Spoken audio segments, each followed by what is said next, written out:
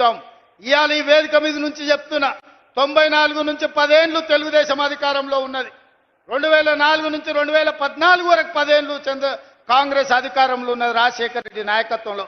2014 నుంచి 2024 వరకు చంద్రశేఖరరావు ఈ తెలంగాణ రాష్ట్రానికి బీఆర్ఎస్ అధికారంలో ఉన్నది.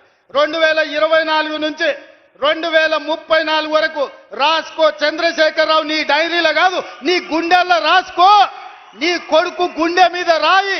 2034 వరకు ఈ సోదరుడు పాలమూరు బిడ్డ తెలంగాణకు ముఖ్యమంత్రిగా ఉంటాడు. పాలమూరు నుంచే ప్రజా ప్రభుత్వాన్ని నడుపుతాం.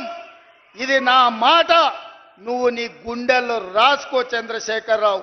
పాలమూరు నుంచే శాసనం చేస్తాం, పాలమూరు నుంచే శాసనసభను నడిపించే బాధ్యత నేను తీసుకుంటా.